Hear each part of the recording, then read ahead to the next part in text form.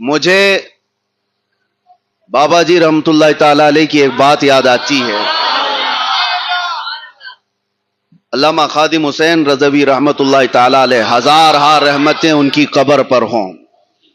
جس وقت ان کو پولیس گھسیٹ کر کے لے جا رہی تھی تو آپ نے کہا تھا تم تو کارندے ہو حکومت کے، جس طرح سے تمہیں کہا جاتا ویسے کرو گے، لیکن ایک بات یاد رکھو، تم مجھے ٹارچر کر رہے ہو، کھینچ کر لے جا رہا ہو، دبا رہے ہو. جس کو خوش کرنے کے لیے تم میرے ساتھ یہ کر رہے ہو وہ تو تمہیں نہیں دیکھ رہا، وہ چاہے پرائم منسٹر ہو چاہے کوئی بھی ہو. جس کو خوش کرنے کے لیے تم مجھے کھینچ رہے ہو وہ تو تمہیں نہیں دیکھ رہا، لیکن میں جس کے لیے جا رہا ہوں وہ تاجدار مدینہ مجھے دیکھ رہا.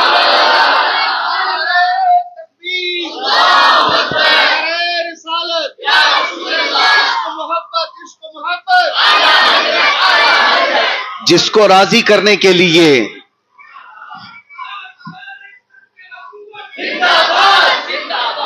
میں نے آیت یہ پڑھی ہے، تم خیر امت ہو، کنتم خیر امت اخرجت للناس، تم لوگوں میں خیر امت بنائے گئے ہو. تأمرون بالمعروف وتنہون عن المنکر، اچھائی کا حکم دو گے اور برائیوں سے روکو گے. یہ مزاج تمہارا ہے. یہ نہیں ہے کہ دین کے انہدام کی کوشش کرو گے، ہر چیز میں مصلحت کے دروازے ڈھونڈو گے. ہر چیز میں مصلحت کے دروازے نہیں ڈھونڈے جاتے. لوگ ہم سے یہ بھی کہتے ہیں کہ حالات بڑے خراب ہیں، آپ اس طرح سے بولتے ہیں، بہت سارے لوگ تکلیف میں آ سکتے ہیں، نوجوان اس طرح ہو جائیں گے اس طرح ہو جائیں گے. میں نے کہا کیا یہی نصیحت کوئی امام حسین کو بھی دیا تھا کہ ان کے لیے جو حالات بنے ہوئے تھے، کوئی تو نہیں تھا اس وقت، صرف 82 لوگوں کو لے کر نکل پڑے تھے. کسی نے مجھ سے یہ بھی کہا تھا کہ آپ کا ہونا بہت ضروری ہے، نوجوان آپ سے جڑے ہوئے ہیں اور آپ رہیں گے تو دین کا کام ہوتا رہے گا. میں ان سے یہی عرض کیا تھا، ادباً عرض کیا تھا، ہم تو پتہ نہیں کس درجے میں آتے ہیں اور نکمے گنہگار، ہم سے کئی کروڑوں درجے زیادہ افضل اور بہتر تھا کہ امام حسین کا زندہ ہونا، ان کا ہونا کتنا ضروری تھا. لیکن ہر بار اپنی سیفٹی اور ہر بار اپنے آس پاس کی چیزیں ہی نہیں دیکھی جاتی. اسی لیے ایک محاورہ مشہور ہے، کیا ہے کہ جب تمہاری جان پہ کچھ بن پڑے تو صدقہ دے کر کے جان بچا لو. جان پر کبھی کوئی بیماری آ گئی تو کیا فرمایا گیا؟ صدقہ دے دو، اللہ تعالیٰ بلاؤں کو ٹالتا ہے. جب تمہاری جان پہ کچھ بن پڑے تو صدقہ دے کر جان بچا لو، اور جب دین پہ کچھ بات آئے تو جان دے کر دین بچا لو. جب دین پہ بات آئے تو پھر صدقہ دے کر کے نہیں، اپنی جان دے کر کے دین کو بچا لو، وہ اہم ہے.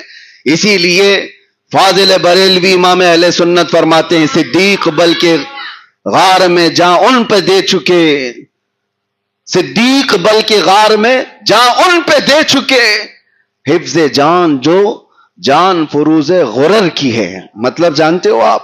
اعلیٰ حضرت کا شعر سنو.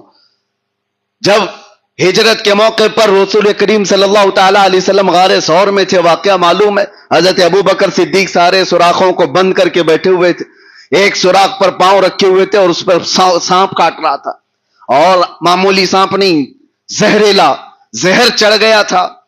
آج بھی آپ پوچھ لینا، معلوم کر لینا، کسی زہریلے سانپ کے کاٹنے سے آدمی صرف آدھے گھنٹے سے 1 گھنٹے کے اندر مر جاتا ہے.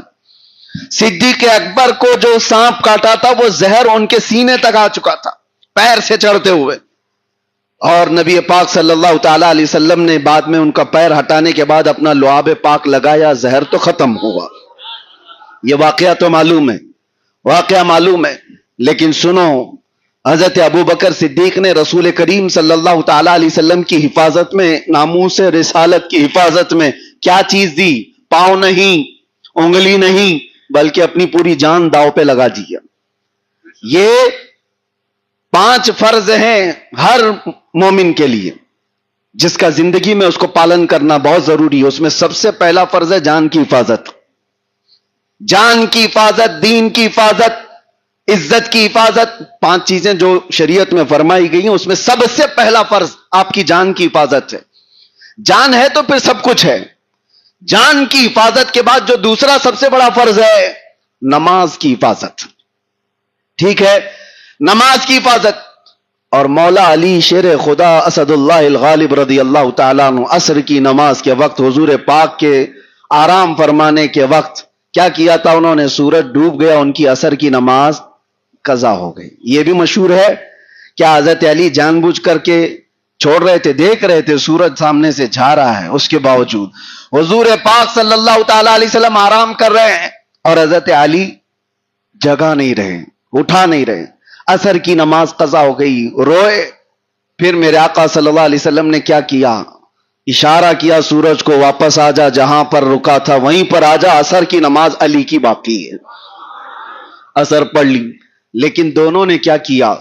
حضرت ابوبکر صدیق نے جان بچانے والا فرض تھا وہ قربان کیا, اور حضرت علی نے نماز کی حفاظت یہ فرض تھی وہ قربان کیا.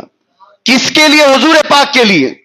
اور پھر اعلیٰ حضرت کو سنو, اب ناموس رسالت کا مسئلہ پورا سمجھاتے ہیں. صدیق بلکہ غار میں جان ان پہ دے چکے.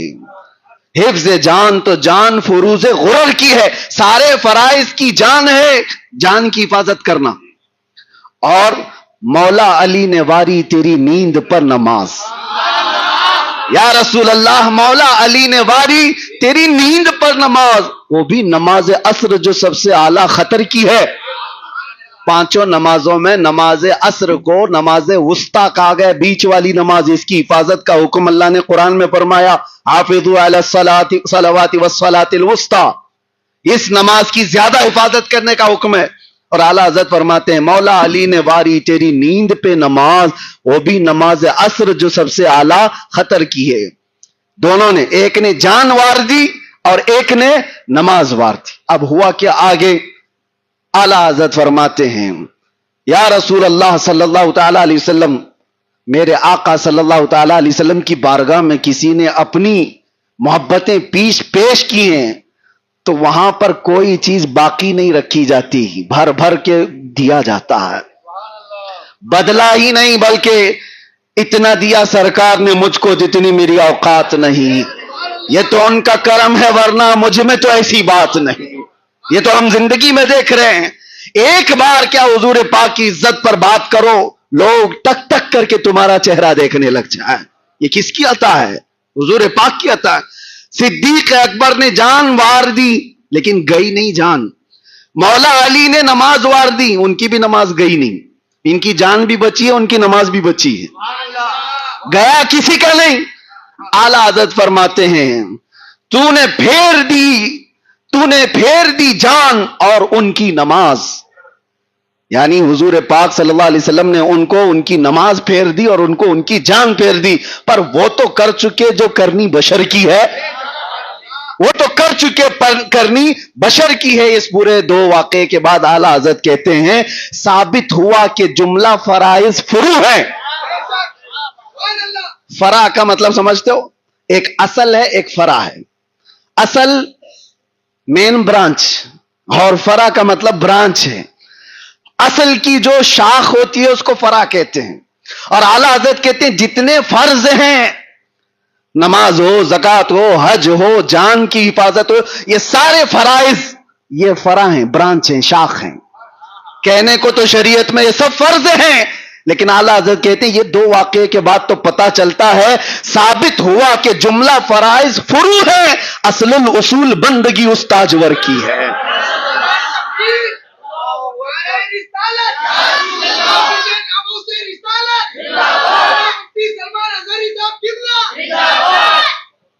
حضور پاک صلی اللہ تعالی علیہ وسلم کی محبت میں نعرے لگائے, میرے نعرے مت لگایا کرو. بار بار میں اس کی تنبیہ کرتا ہوں, ہماری حیثیت نہیں ہے ہمارے نام کے, اور نہ ہی یہ استقبال, نہ ہی یہ سارے شان ہمارے لیے نہیں ہے. یہ ساری چیزیں نبی پاک صلی اللہ تعالی علیہ وسلم کی جب بات ہو رہی ہے تو بات صرف حضور کی ہونی چاہیے. ہم شخصیت پرستی کے قائل نہیں ہیں. ہاں, یہ چومنا وہ چومنا, ادھر جھکنا ادھر اٹھانا, یہ ہم اس کے قائل نہیں ہیں. بات اگر بادشاہ کی ہو رہی ہے تو فقیروں کی کیا اس میں ہے؟ کوئی بات ہی نہیں ہے. نبی پاک صلی اللہ تعالی علیہ وسلم کے دربار میں, اسی لیے تو اعلیٰ حضرت کا مشن تو دیکھو, اعلیٰ حضرت کبھی اپنے باپ داداؤں کے قصیدے نہیں پڑھے.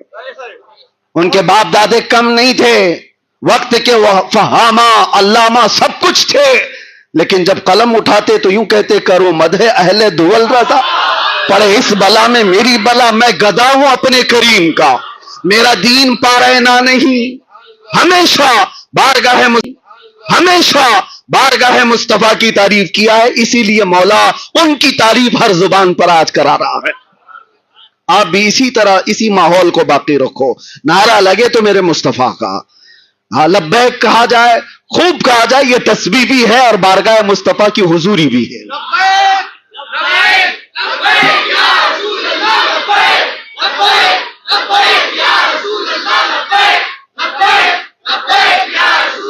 میرے عزیزو توجہ، جب کبھی کوئی کہتا ہے میں گھر میں بیٹھا ہوں، لوگ آ رہے ہیں، ملنے والے آتے ہیں جاتے ہیں، سب باہر سے تم کہہ رہے ہو مفتی صاحب میں آ گیا ہوں تھوڑا سا مل لو، آ گیا ہوں، کبھی فون پہ کبھی دروازے پہ، غیرت ہوگی 2 بار 3 بار تو آ تو جائیں گے، دروازہ کھول کے مل تو لیں گے، کب سے بیچارہ پکار رہا ہے مفتی صاحب میں یہاں ہوں، میں یہاں آیا ہوں۔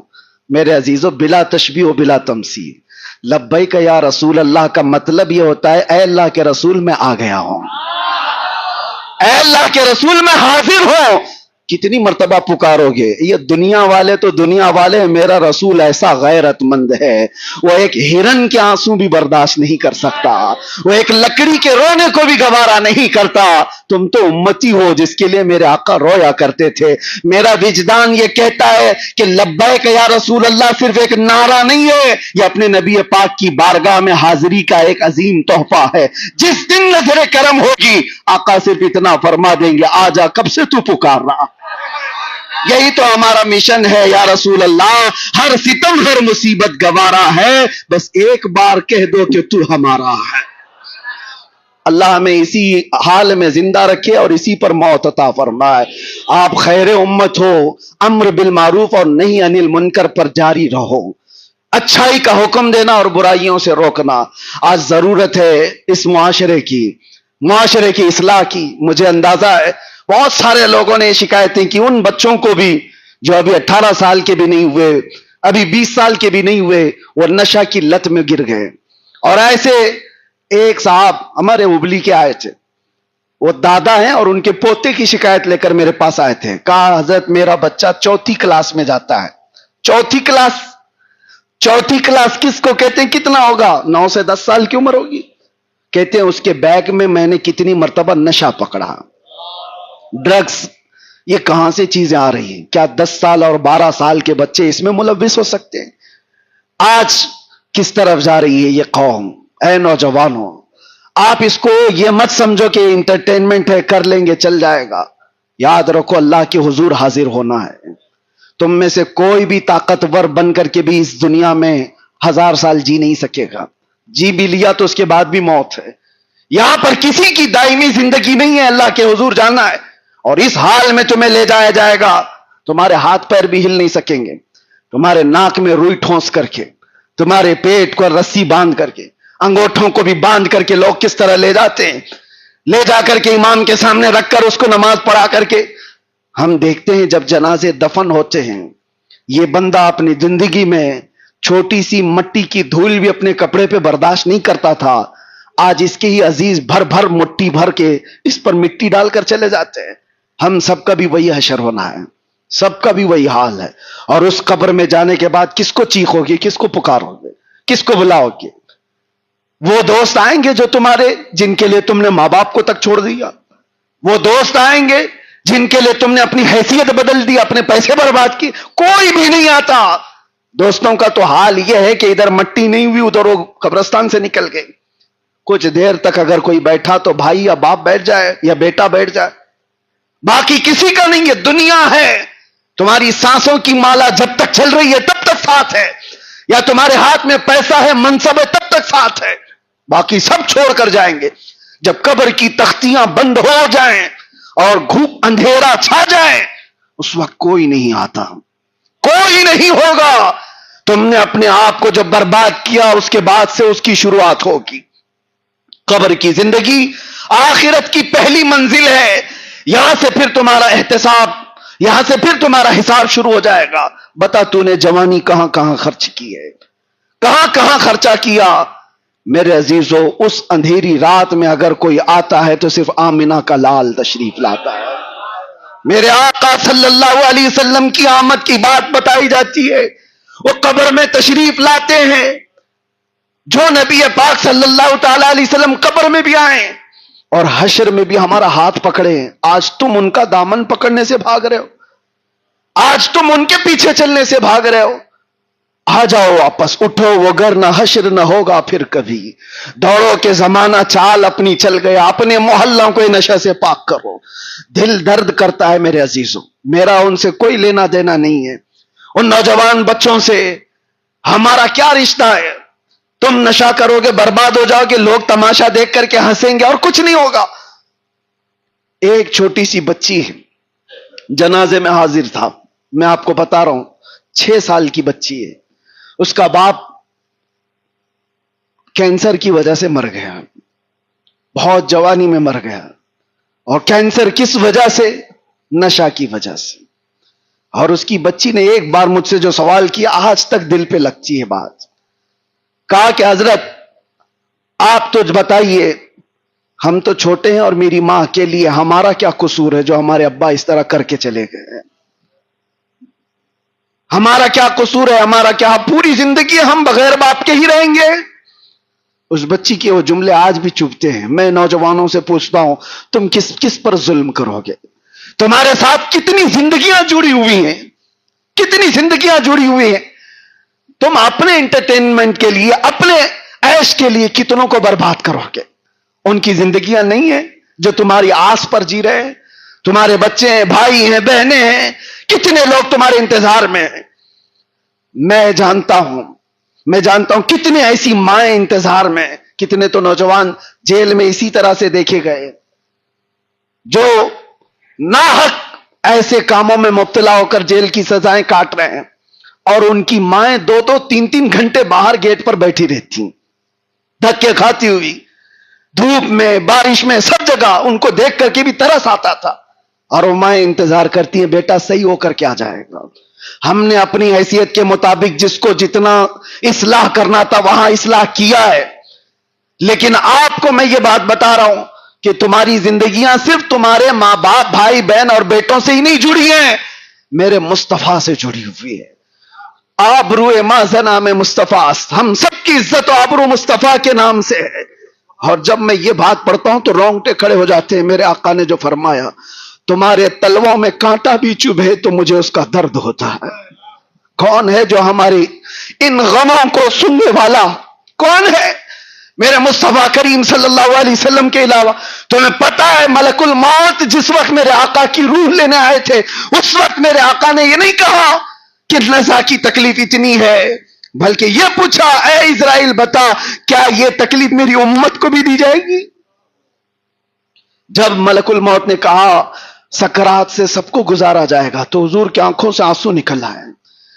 یہ نہیں پوچھا کہ میرے گھر والوں کو بھی تکلیف ہوگی, نہیں, بلکہ میرے آقا نے فرمایا کیا میری امت بھی اس درد سے گزاری جائے گی؟ آپ سے میں کہتا ہوں جو نبی, اسی لیے اعلیٰ حضرت کا میسج یہی تھا, جو نہ بھولا ہم غریبوں کو رضا, یاد اس کی اپنی عادت کیجیے, یاد اس کی اپنی عادت کیجیے. آ جاؤ اے نوجوانوں, بارگاہ مصطفیٰ صلی اللہ علیہ وسلم کی اس عظیم چھاؤں میں جہاں پر پلنے والے اپنے آپ کو آسمان کے ستاروں تک پہنچا دیتے ہیں. آپ کو پتا ہے ایک عرب نے آدمی کا بول بالا کر دیا, خاک کے ذروں کو ہمدوش سریا کر دیا, خود نہ تھے جو راہ پر اوروں کے ہادی بن گئے, کیا نظر تھی جس نے مردوں کو مسیحا کر دیا.